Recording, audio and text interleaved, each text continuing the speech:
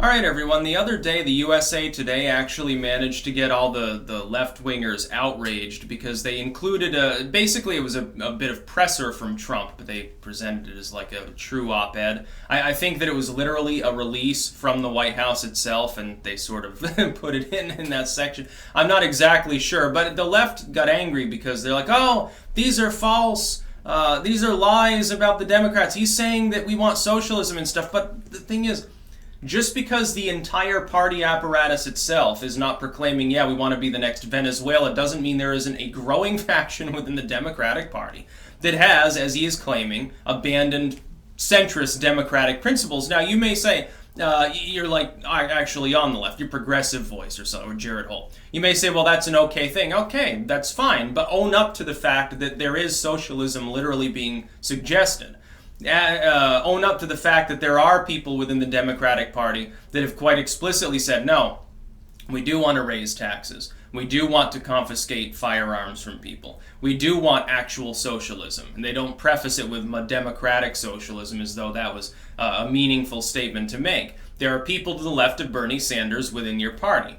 You'd be hard-pressed to find many people, I think, in the Republican Party that fall under that umbrella, just as I don't think you'd find many tradcons in the Democratic Party. Yeah, let's find some business Democrats, like Trump, before he put an R after his name, because he's like, hey, I think I'd rather run against these guys than run against Hillary Clinton, who I know is going to run. So fuck it, I'm just going to become a Republican now.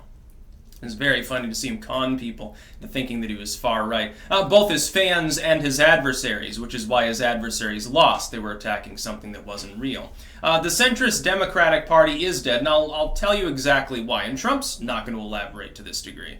He's just throwing it out there to try to get people to attack one another. Now, this is a good strategy for him before the midterms. It'll inject even more paranoia into the leftist movement. Here's why the centrist Democratic Party is dead. They're incapable of governing their own party. The Perez's and Schumer's and other bankster, fraud-ridden, scandal-ridden, corporate-sucking Democrats are incapable at this point of appeasing the far left. The far left that Trump is alluding to may be a minority of the Democratic Party.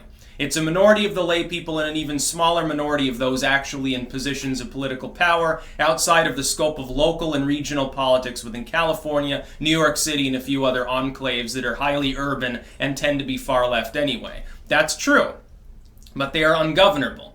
And we see this, a microcosm of this is with the Kavanaugh issue. The far left wants to impeach Brett Kavanaugh and draw up a constitutional amendment in order to increase artificially the number of Supreme Court justices the next time the Democrats happen to have a president in the White House. This cannot actually happen. It's impossible. Neither of these situations will occur. They want Trump to be impeached, but he has done nothing impeachable, and the Democrats lack the legislative power to begin impeachment proceedings, let alone remove him from office. It's not going to happen.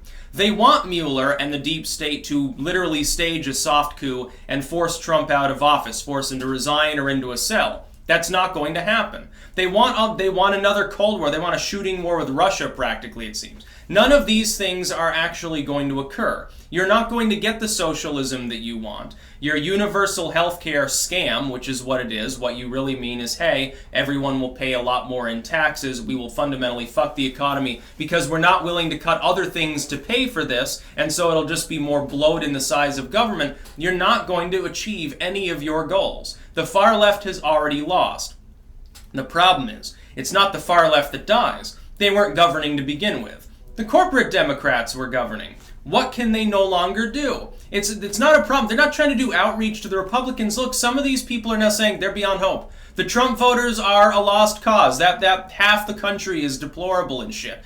They're already saying that. They're totally dysfunctional with Hillary Clinton's incivility comments, Eric Holder talking about kicking people when they go low. They're imploding because they're trying to keep the far left's fury going so they can win in the midterms. And they're going to have to do this again in 2020 even more. It's going to be a freak show beyond all comprehension. The 2020 election is going to show you the true character of the Democrats. It's going to show you the hideous opportunism of the corporatists who will try to whip the far left and the youth voters into a frenzy, and they will probably fail, or they'll succeed and cause so much violence, the backlash is enormous, and they lose handily. That's why they're dead. The centrist Democrats have a party coalition that they can't govern. They have three cores. I've discussed them before. The three cores of the Democratic Party, who, for anyone who doesn't already know this. You have the corporate neoliberals, the centrists, the normal people. They also tend to be much richer and more corrupt in their positions than the average population. These are people who are basically, they could be Republicans too. They're not that different from a John McCain or even Lindsey Graham. All of the center-right or business Republicans, basically the same thing too. That's the neocons, that is. Neocon, neolib, they're basically indistinguishable. Then you have a smaller core of far-left Democrats. These are ideologically driven individuals. They tend to be less pragmatic, and they're becoming ungovernable. This is 15-20% of the Democratic Party at this point. That is, it can easily swing an election in the Republicans' favor if they defect. That forces the corporate part of the party to work with them, because they're the second largest. And then you have the third largest, which is maybe like 5%. Still able to swing things, as we saw in the Rust Belt. These are your working class, sort of union-style business Democrats. They had already defected to Ronald Reagan back in the 80s. They did that for Trump in 2016. So far, between the Democrats doing everything in their power to look further left than they are, and not giving a damn about the economy and not understanding that it's going well for most people, the Democrats are going to hemorrhage even more business votes. So it's not going to matter if far-left turnout is higher in 2020. The Republicans simply have to do the meme thing. Trump will be Trump, and they will win. Trump will almost certainly get a second term. Almost nobody in the political community was imagining that he would win in 2016. I said it, Goodman said it, Scott Adams said it, Molyneux, a handful of people. Cernovich, Mark Dice. There were like a few dozen commentators anywhere in the fucking country that were saying, yeah, Trump will probably win, especially on election night. People were demoralized. I remember a lot of you, if you're part of the audience, and you were then, a lot of you didn't honestly believe that Donald Trump was going to win. But I did, and that was my official prediction the night before, in all other regards too. Now I'm saying again, despite the fact that the polls don't show it, Trump is unpopular, he's got a low ceiling, he is evil, Democrats are really, really angry. I don't give a fuck. I think he wins in 2020. If nothing else changes, if the economy doesn't flatline and we don't end up in a major war, I think he wins 2020 because I see the Democrats making so many strategic errors. They're trying to wine and dine people that expect to be the masters of the party. The social democrats, the socialists, the far left, the social justice warrior, snowflake pink hat wearers don't want to deal with pragmatism. They don't want to make deals. They don't want to negotiate. They don't want to debate. They want to shut debate down because they can't win.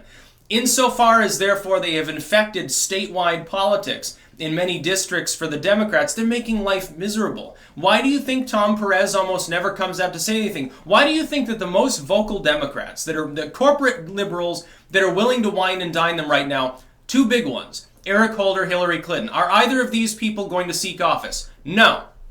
Hillary Clinton is not going to run again for the presidency. If she did, it'd be a joke. It would be so fucking funny to see her come in 4th or 5th place because people would be like, yeah, okay, it's getting a little bit old. The social justice warriors would throw her under the bus at that point. Eric Holder, nobody's going to vote for fucking Eric Holder. What do they have in common? They want to stoke rage because they're corporate opportunists. They want people to buy their books. They want people to come pay $1,000 to hear them speak. They're making money. They're getting attention. They're maintaining unofficial political power over a dysfunctional Democratic Party. So yeah, Trump is basically right. He's not right on the surface. The centrist Democrats still run the party officially. It's just they've got increasing amounts of sedition within their party against the party and its platform. They're going to have to go further and further left to appease what essentially is still a minority of their party because the mainline Democrats, like the corporate Democrats, are opportunists. They don't care. They'll still vote because they're partisans. What about the business Dems, though? They're not partisan. They already defected to Trump once. What makes you think they won't defect in even larger numbers as the Democrats basically are calling for open warfare in the streets and incivility? That's what they're doing. I can't wait to separately analyze that as well.